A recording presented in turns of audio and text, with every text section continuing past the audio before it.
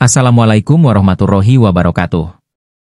Sebelum kita mulai kisah yang penuh hikmah ini, mari kita bersholawat kepada Nabi Muhammad SAW, agar kita diberikan panjang umur yang barokah.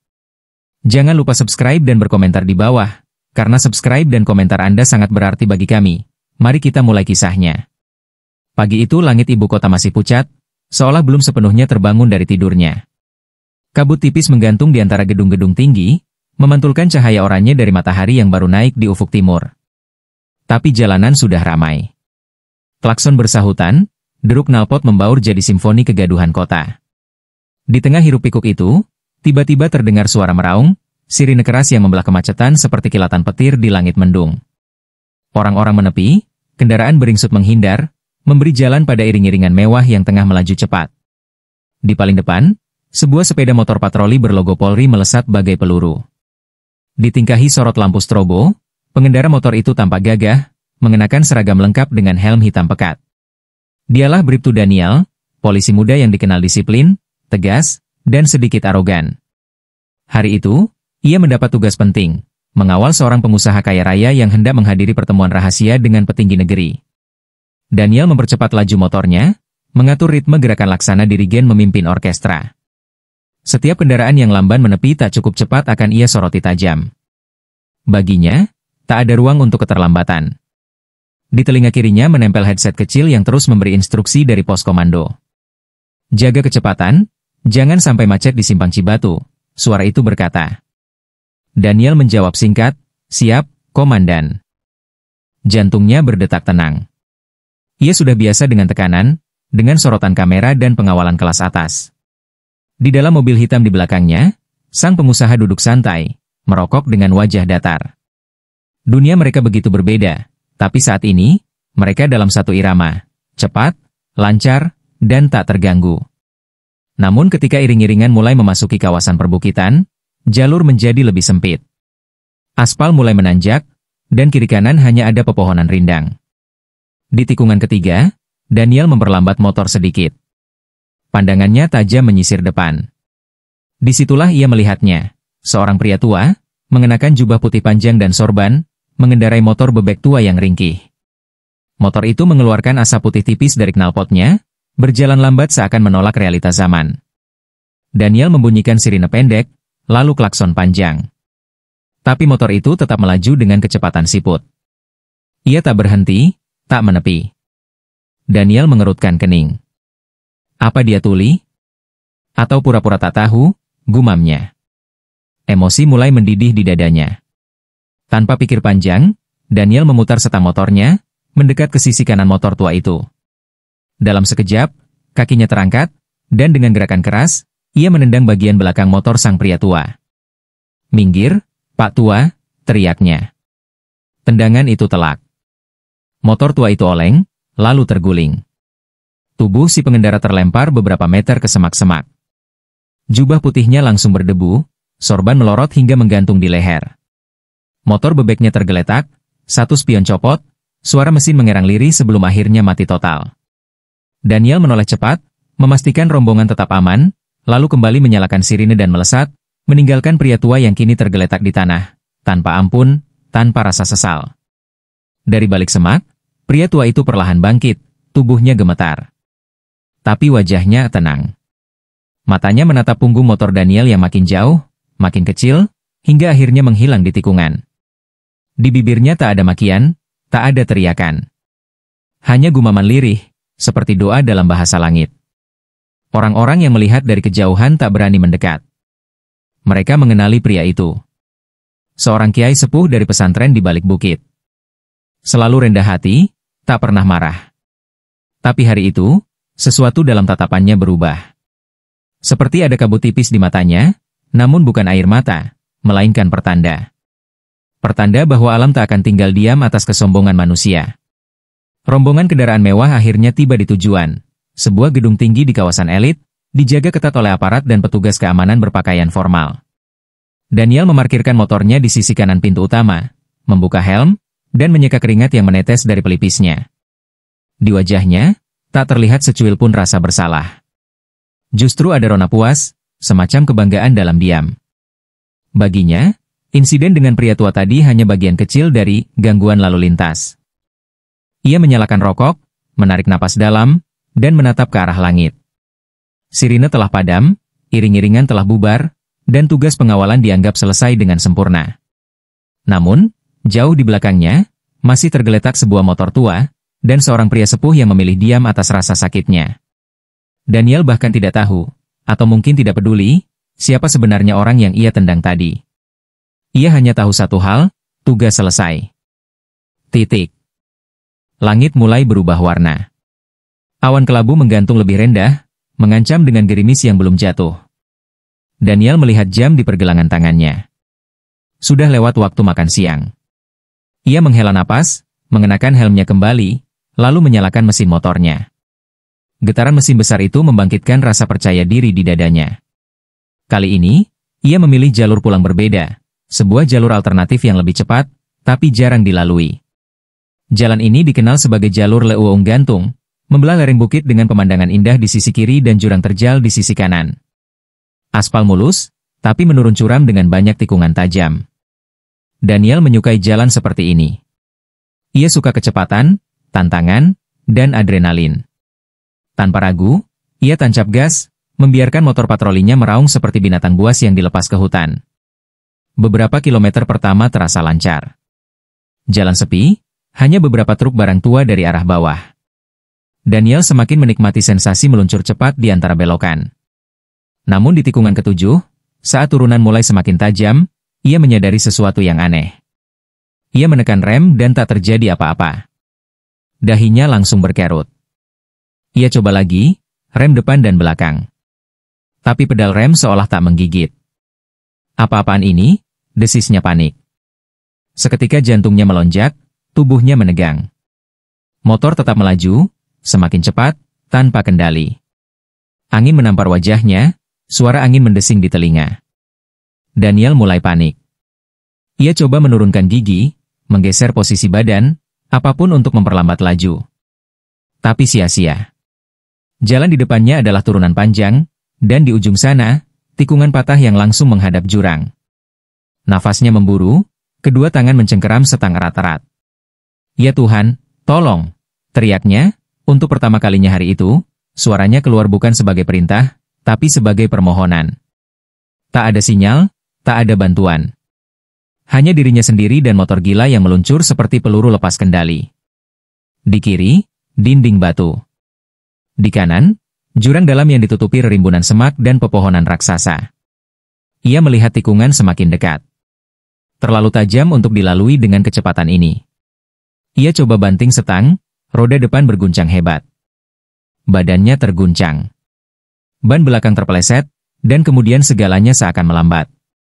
Suara dentuman logam dan serpihan aspal beradu keras saat motor Daniel terhempas ke sisi jalan. Tubuhnya terpental, terlempar seperti boneka tanpa nyawa melewati pembatas jurang yang rapuh.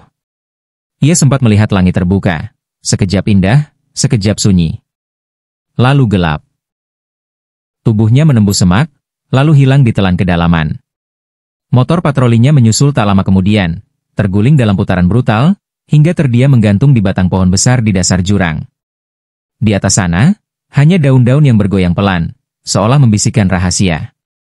Jalan kembali sunyi. Tak ada yang tahu apa yang baru saja terjadi. Tak ada saksi. Tak ada kamera. Hanya alam yang mencatat. Pagi berikutnya, kabar menghilangnya Bribtu Daniel menyebar cepat. Komando Kepolisian Daerah langsung mengerahkan tim pencarian dan evakuasi. Beberapa anggota Brimob, tim SAR, dan warga dikerahkan menyisir jalur turunan tempat terakhir motor patroli terekam CCTV jalan tol sebelum sinyal komunikasi terputus. Mereka menemukan puing-puing di tepi jurang, serpihan plastik lampu, bekas gesekan ban di aspal, dan motor patroli bernomor polisi dinas itu. Terjepit di antara batang pohon besar, motor itu rusak parah, menggantung dalam posisi aneh, seperti ditahan oleh tangan gaib. Tapi tak ada tubuh. Tak ada jejak darah. Tak ada suara. Bribtu Daniel seperti menguap di telan bumi. Waktu terus berjalan, namun harapan perlahan luntur. Para petugas mulai saling menatap dengan cemas, perasaan ganjil menggantung di udara. Ini bukan sekadar kecelakaan biasa. beberapa warga yang tinggal di sekitar jalur alternatif itu mulai ikut mencari. Mereka mengenal jalur tersebut sebagai tempat angker, meskipun secara resmi tidak pernah disebut demikian. Seorang ibu penjual kopi di dekat tikungan ketujuh mengaku mendengar suara jeritan panjang semalam, sekitar pukul 8. Keras, nyaring, seperti suara orang dilempar dari ketinggian, katanya dengan mata membesar. Beberapa pemuda desa pun mulai bercerita, bahwa malam itu mereka melihat cahaya lampu strobo dari kejauhan, tapi tidak bergerak. Lampunya hidup, tapi diam di tempat. Lalu hilang begitu saja. Saat ditanya lebih lanjut, mereka hanya menggeleng. Kami takut. Dulu pernah juga ada kejadian mirip. Tapi yang ini, lebih dingin rasanya. Cerita-cerita itu membuat sebagian tim pencari mulai gelisah. Bukan karena sulitnya medan, tapi karena udara di sekitar jurang terasa aneh, berat, seolah sedang diawasi. Media pun mulai meliput hilangnya Bribtu Daniel. Headline berbunyi, polisi hilang secara misterius di jalur Leuweung Gantung. Tapi ada satu detail yang luput, tersembunyi dalam sunyi. Seorang pria tua bersorban putih, yang beberapa jam sebelumnya ditendang hingga terjatuh oleh Daniel, belum disebutkan dalam laporan manapun. Tak ada yang melacak siapa dia, atau kemana perginya setelah kejadian itu. Namun bagi warga desa di kaki bukit, mereka tahu persis siapa pria itu. Namanya Kiai Maruf, pemimpin pesantren kecil yang terpencil. Dikenal sebagai orang saleh, dihormati, dan konon memiliki mata batin yang tajam. Sejak kejadian itu, Kiai Maruf tidak terlihat keluar rumah selama 2 hari. Santrinya yang paling dekat hanya mengatakan, Abah sedang berdiam diri. Menjaga lisannya. Beberapa hari kemudian, Kiai Maruf akhirnya kembali mengajar. Wajahnya tenang, tapi matanya tampak lebih dalam dari biasanya, seperti menyimpan beban yang tak kasat mata. Saat salah satu santri memberanikan diri bertanya tentang insiden pengawalan yang sempat mereka saksikan, sang Kiai hanya tersenyum kecil. Setiap tindakan ada ganjarannya, nak, ujarnya pelan. Kadang balasannya datang cepat, sebelum kita sempat meminta ampun. Ucapannya membuat para santri terdiam. Mereka ingat betul bagaimana sang Kiai tergeletak, lalu perlahan bangkit, tak berkata apa-apa. Tapi malam itu, setelah kembali ke pondok, Kiai Maruf duduk di ruang kecilnya, memejamkan mata, dan membaca doa dengan suara sangat lirih. Tak ada yang tahu doa apa yang beliau panjatkan. Hanya satu hal yang santri ingat, suara doa itu membuat angin di luar pondok tiba-tiba berhenti, dan lampu minyak bergoyang tanpa sebab. Ada satu kisah yang akhirnya tersebar dari mulut ke mulut. Malam sebelum pencarian dihentikan, seorang santri bermimpi bertemu Bribtu Daniel. Dalam mimpinya, Daniel mengenakan seragam lengkap, tapi wajahnya pucat dan tubuhnya basah seperti habis jatuh ke sungai. Ia berdiri di tepi jurang, mencoba bicara tapi tak ada suara keluar. Santri itu bangun dengan keringat dingin, lalu menceritakan mimpinya kepada sang Kiai. Kiai Maruf hanya berkata, mungkin dia sedang mencari jalan pulang. Tapi tak semua jalan bisa ditemukan dengan kaki. Kadang hati yang harus mencarinya. Setelah itu, sang Kiai kembali diam. Tak lagi menyinggung peristiwa tersebut. Namun para santri diam-diam terus mendoakan sang polisi, bukan hanya agar ditemukan, tapi agar jiwanya tidak tersesat dalam gelap yang ia ciptakan sendiri. 3 minggu berlalu. Pencarian resmi dihentikan. Hanya motor patroli yang kini diam teronggok di halaman kantor polisi, berkarat dan penuh lecet. Tak ada yang berani menyentuhnya terlalu lama. Para petugas yang ikut dalam evakuasi pun enggan membicarakan kasus itu. Sebagian mengatakan, setiap kali mereka menyusuri jalur turunan itu malam hari, mereka melihat kilatan strobo biru di antara kabut, seperti motor dinas yang masih berpatroli, tapi tak pernah ada pengendaranya. Seorang polisi lalu lintas muda bahkan mengaku melihat sesosok bayangan berseragam berdiri di tikungan ketujuh, tubuhnya tegak, menghadap ke arah jalan dengan helm masih menempel di kepala. Tapi saat didekati, bayangan itu menghilang tanpa suara. Sejak itu, mitos tentang Bribtu Daniel hidup di antara mereka, bukan sebagai pahlawan, tapi sebagai peringatan. Sementara itu, di pesantren kecil di kaki bukit, suasana kembali seperti biasa. Kiai Maruf mengajar dengan tenang, sesekali menuntun santrinya merenungi ayat-ayat yang membahas tentang keadilan Tuhan. Pada suatu malam, saat suasana pondok mulai hening dan hanya suara jangkrik terdengar, sang Kiai berdiri di teras. Ia memandang jauh ke arah bukit.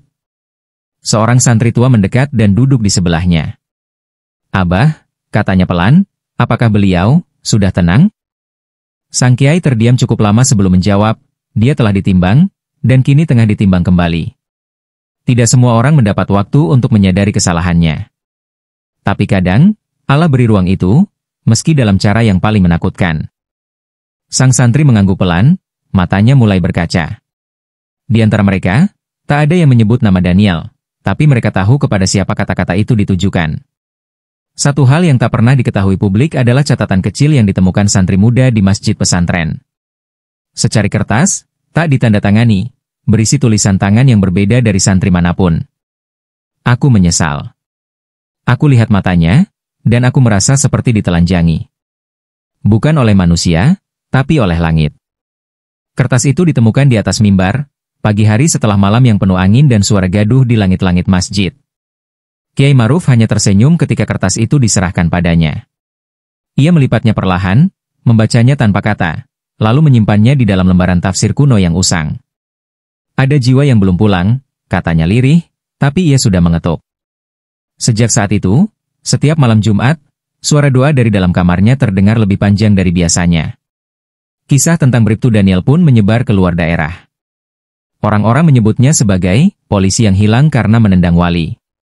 Sebagian percaya, sebagian menganggapnya dongeng. Tapi sopir-sopir truk yang melintasi jalur Leuweung Gantung selalu menurunkan kecepatan mereka saat melewati tikungan ketujuh.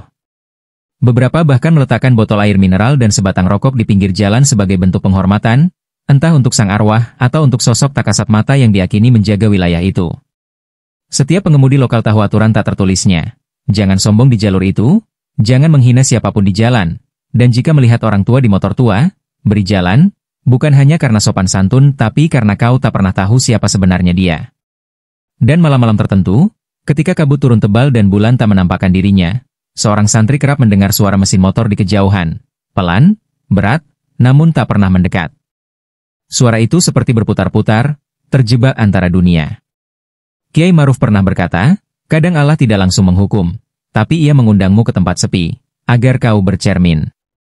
Kisah Bribtu Daniel bukan hanya cerita kecelakaan, tapi kisah tentang kesombongan yang menabrak batas tak terlihat. Tentang kekuasaan kecil yang lupa pada adab besar. Ia hilang, bukan semata-mata karena remblong tapi karena ada doa yang menggetarkan langit. Dan bila suatu saat kau melintasi jalan sunyi itu dan melihat cahaya biru di balik kabut, berdoalah. Mungkin, itu bukan sekadar cahaya, tapi peringatan.